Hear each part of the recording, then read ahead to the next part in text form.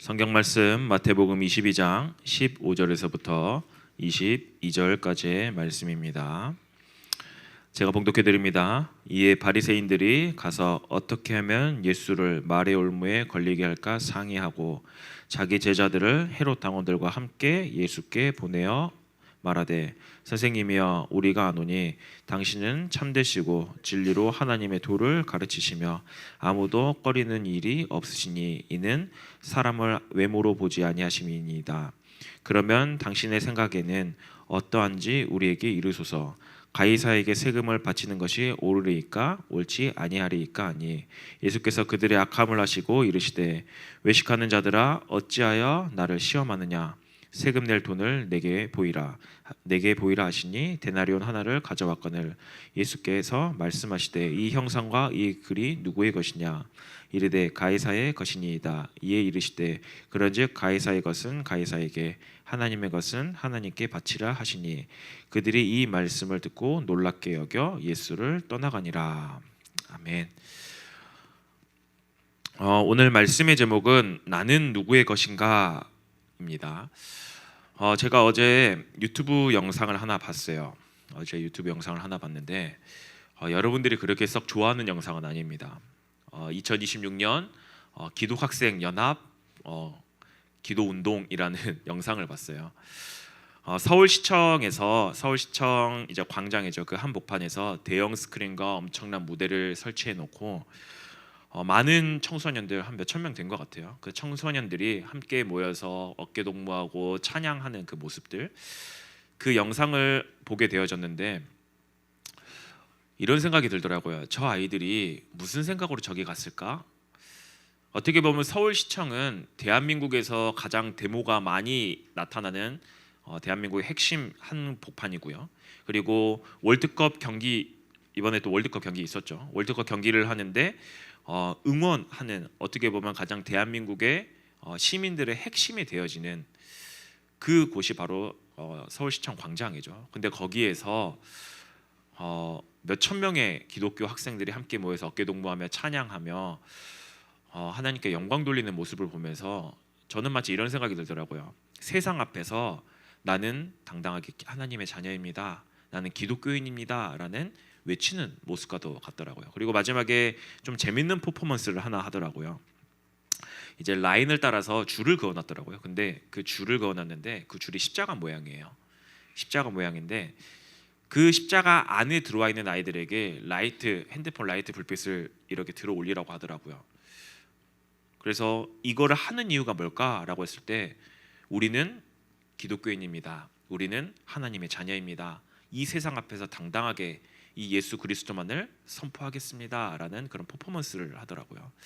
그 모습을 보면서 야, 청소년들이 내가 있는 학교 현장과 내가 있는 이 세상 앞에서 정말 당당하게 나는 기독교인입니다, 나 하나님의 자녀입니다, 나는 교회 다닙니다 라는 이 말하는 게 정말 힘들고 어려운데 어떻게 저렇게 할 수 있을까?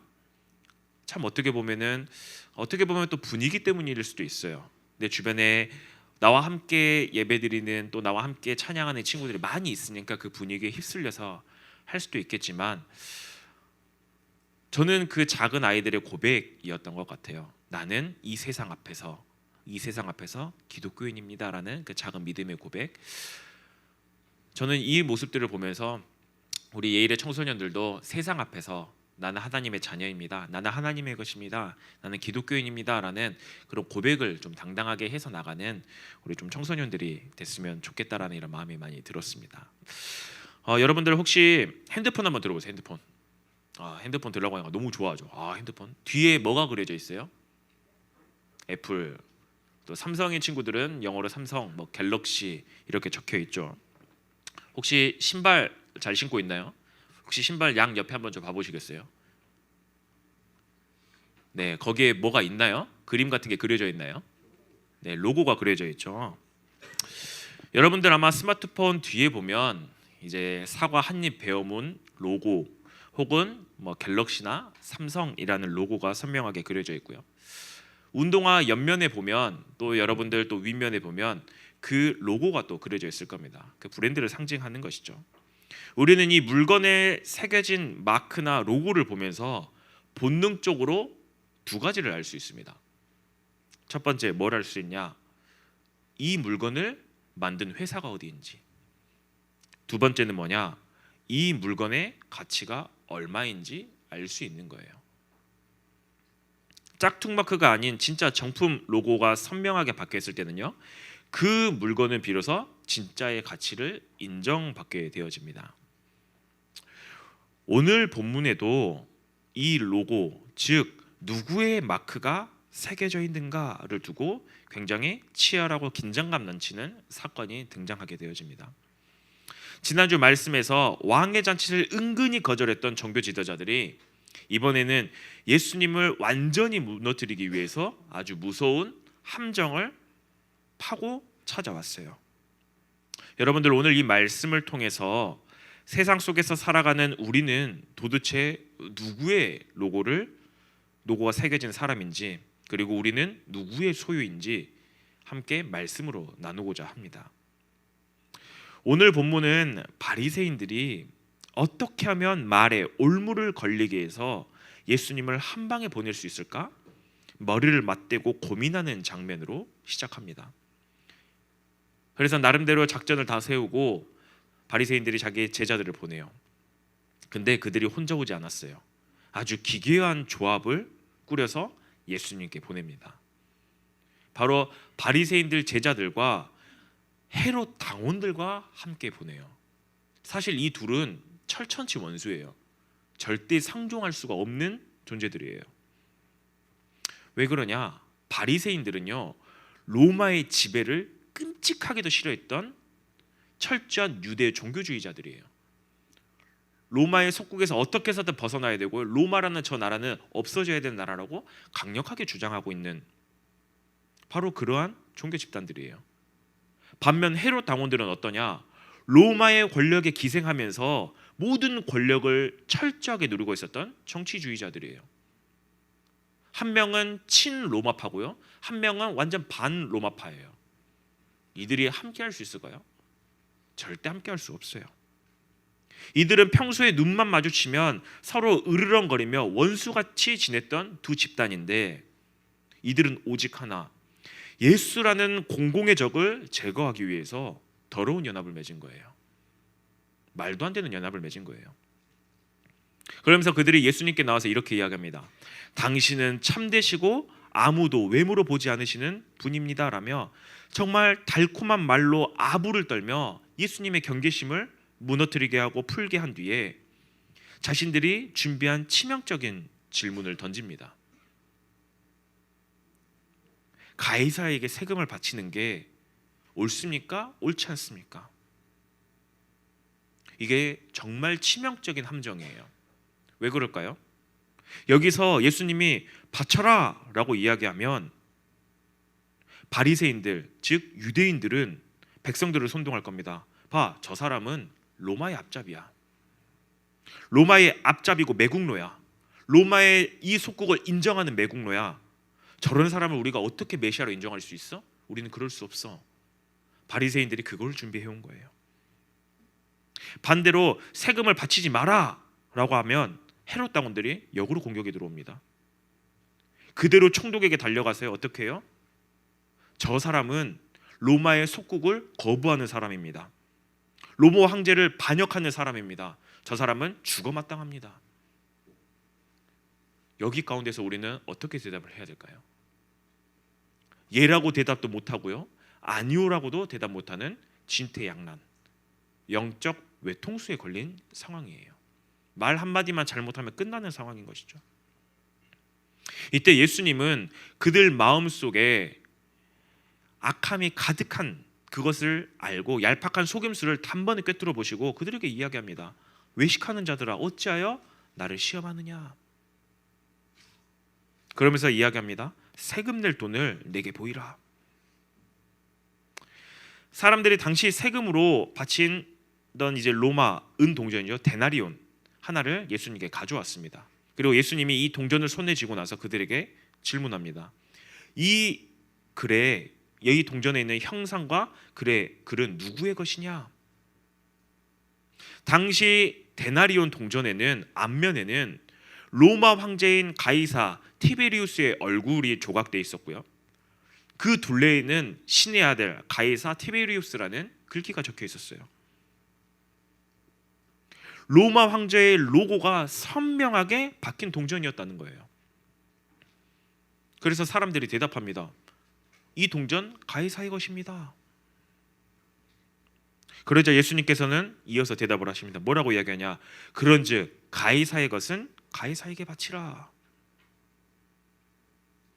이 말씀은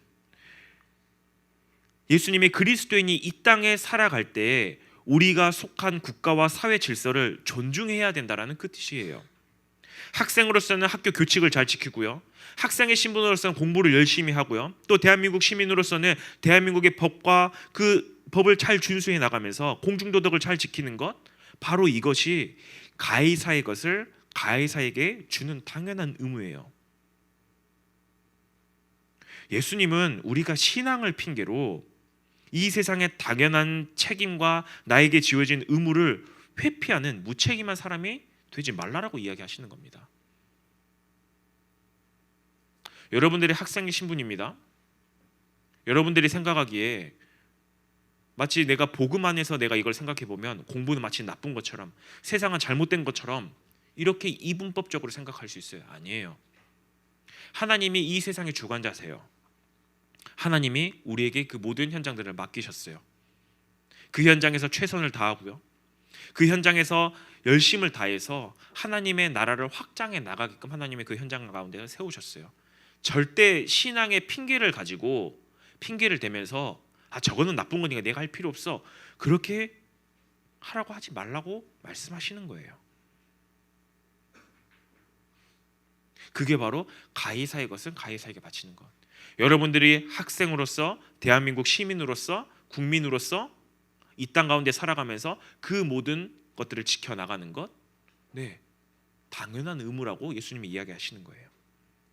하지만 진짜 메시지는 그 뒤에 있었어요. 그 후반부에 이어집니다.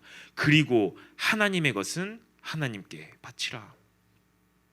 예수님의 이 논리는요, 정말 소름 돋도록 완벽했어요. 자, 데나리온 동전에 뭐가 박혀 있었어요? 로마 황제의 얼굴이 박혀 있었어요. 그렇기 때문에 그거는 누구의 소유예요?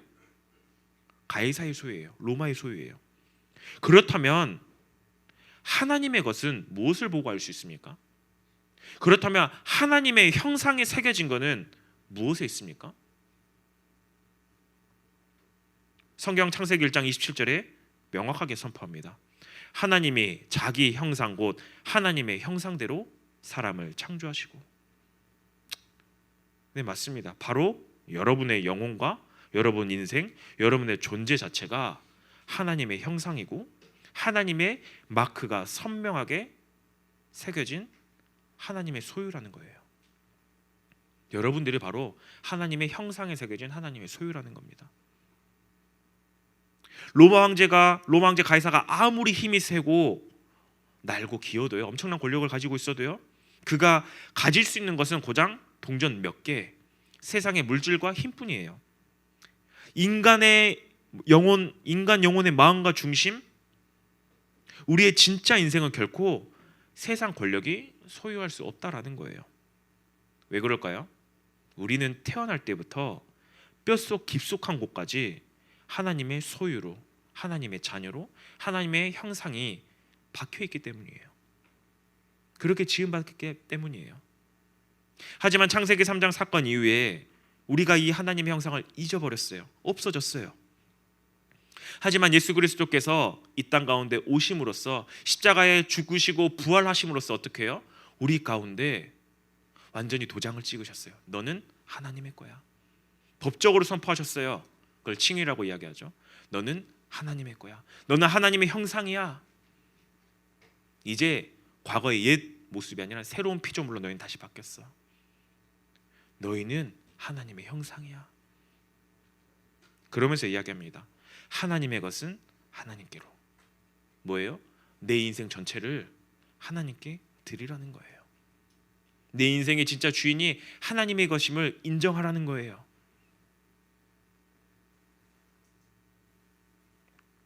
예수님은 이 바리새인들과 그리고 이 헤롯 당원들의 서슬퍼런 올무의 함정 가운데서 완벽한 답변으로 그들을 완전히 돌려보내셨어요. 오히려 그들이 그 가운데서 아무 말도 하지 못한 채 도망가 버렸어요. 오늘 이 말씀을 통해 우리는 스스로에게 본질적인 질문을 던져야 합니다. 내 인생은 지금 누구의 로고가 새겨져 있는가? 나는 누구의 소유로 살아가고 있는가? 우리 청소년들 사실상 내가 다니는 학교에서, 내가 다니는 학원에서 당당하게 나는 기독교인입니다, 나는 하나님의 자녀입니다, 세상 앞에서 말하는 거 창피하고 어려운 거 알아요. 뭔가 내가 교회 다니는 게 때로는 쪽팔릴 때도 있어요. 그래서 말 못하고 세상 앞에서 내가 밥 먹을 때조차 기도도 못하고 그렇게 살아갈 때가 너무나도 많아요. 청소년 시기 땐 그래요. 근데 제가 앞에 서론에서 이야기했죠. 그 시청에서 모인 수천 명의 우리 청소년들이 세상 앞에서 당당하게 나는 하나님의 자녀입니다,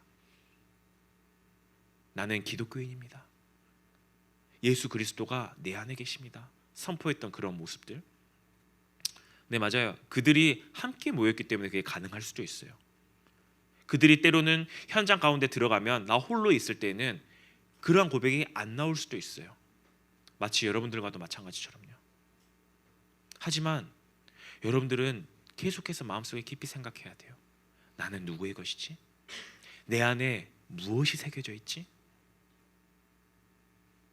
우리는 일주일 동안 세상 속에서 가해사의 영역, 즉 학업을 이어가고 친구와의 관계를 맺으며 열심히 살아가요. 앞에서 이야기했던 것처럼 가해사의 것은 가해사에게, 하나님이 여러분들을 학생으로서 그 현장에 보냈다면요, 그 현장에 있어서 최선을 다해야 돼요. 학생으로서 마땅히 해야 할 소중한 일들이에요. 하나님이 그 현장을 보내셨기 때문에. 하지만 세상은 그 가운데서 우리를 계속 속여요. 거짓으로 속입니다. 뭐라고 속이냐? 네 성적표가 곧 너의 가치야, 네가 가진 돈과 외모가 너의 로고야. 그렇기 때문에 세상의 소유가 되어서 세상의 방식대로 너희처럼 열심히 살아가 봐.